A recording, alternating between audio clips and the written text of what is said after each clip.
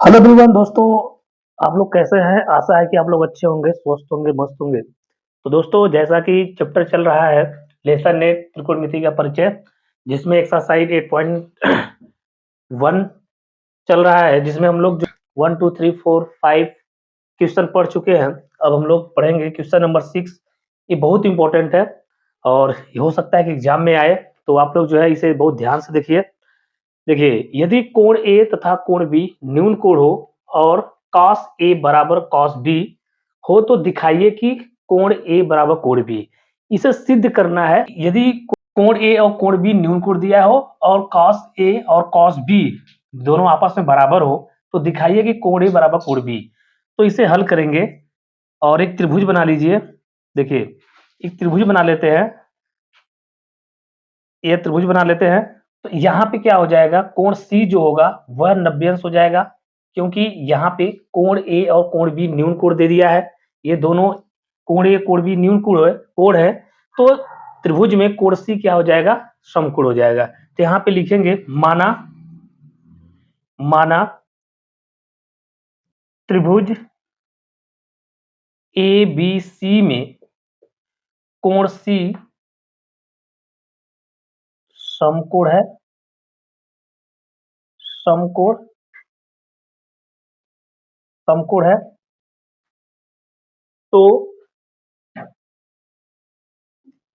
तो ये क्या हो जाएगा, देखिए कॉस ए बराबर कॉस बी यहाँ पे देखिए दिया गया है। तो इससे हम क्या कर लेंगे, देखिए कॉस ए का मान क्या होता है, देखिए यहाँ पे ये साइन है, कॉस है, कॉस ए का मान क्या होता है, आधार बटे कर्ण होता है। तो ये क्या हो जाएगा, आधार हो जाएगा, आधार बटे कर्ण हो जाएगा। और यहाँ पे कॉस बी, बी के लिए क्या हो जाएगा, यह देखिए अब इस वाले कोण के लिए पूछा गया है। कॉस ए के लिए त्रिभुज जैसे है वैसे ही रहेगा। अब लेकिन इस वाले त्रिभुज के लिए पूछा गया है, कोण बी के लिए, कॉस बी के लिए। तो यहाँ पे क्या हो जाएगा, आधार यह हो जाएगा और कर्ण यह हो जाएगा।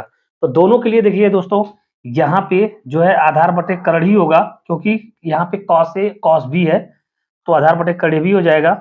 तो यह क्या हो जाएगा, देखिए कोण ए के लिए जो आधार होगा यह आधार होता है और यह कर्ण होता है और यह क्या होता है, लंब होता है।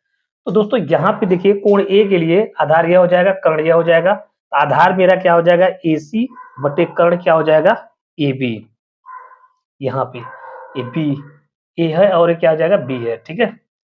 तो दोस्तों देखिए अब यहाँ पे क्या हो जाएगा, कोण बी के लिए, कोण बी के लिए त्रिभुज ऐसा हो जाएगा। इस समय आधार मेरा क्या हो जाएगा, यह हो जाएगा। देखिए इस समय कोण बी के लिए आधार यह हो जाएगा, कर्ण यह हो जाएगा। तो मतलब बीसी अपान, देखिए बी बीसी अपान क्या हो जाएगा, ए बी हो जाएगा।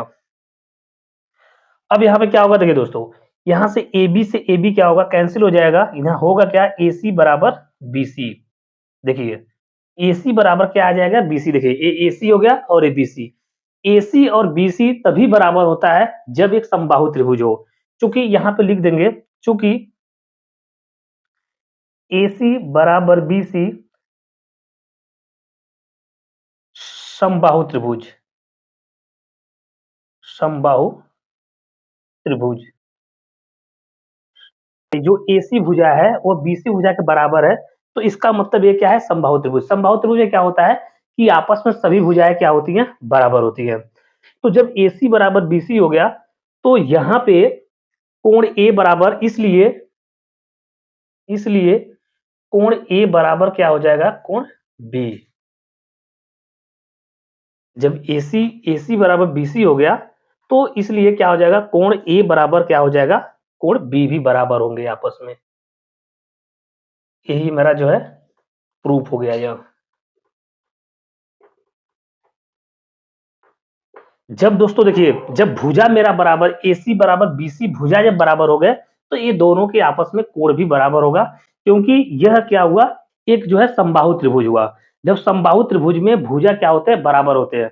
जब भुजा बराबर होगा तो उसके कोण भी बराबर होंगे। तो यहाँ पे जब हम इसको प्रूव किए, जब इसे हल किया गया, तो यहाँ पे एसी बराबर बीसी आया। तो इसका मतलब यह क्या होगा, समबाहु त्रिभुज है। समबाहु त्रिभुज में क्या होता है, देखिए ये त्रिभुज है, त्रिभुज के तीनों अंतः कोणों का जो योगफल होता है वो 180 अंश होता है। तो यहाँ पे देखिए क्वेश्चन में बता दिया गया है कि कोण ए और कोण बी क्या है, न्यून कोण है। न्यून कोण का मतलब यह कोण और यह कोण जो 90 अंश से छोटा हो, मतलब ए कोण और बी कोण जो है वो 90 अंश से छोटा है, और कोण जो अब बचा सी कोण, तो सी कोण क्या होगा, 90 अंश का होगा। जब इसे हम हल किए तो यहाँ पे AC बराबर BC हमको प्राप्त होगा। जब भुजा बराबर आया तो इसका मतलब यह क्या होगा, एक समबाहु त्रिभुज का निर्माण कर रहा है। जब समबाहु त्रिभुज का निर्माण करेगा तो कोण ए और कोण बी भी आपस में क्या होंगे, बराबर होंगे। तो दोस्तों आपको अच्छी तरह समझ में आ गया होगा, यह हो सकता है एग्जाम में आ जाए। तो चलिए मिलते हैं दोस्तों आपको नेक्स्ट वीडियो में, तब तक के लिए धन्यवाद। जय हिंद दोस्तों।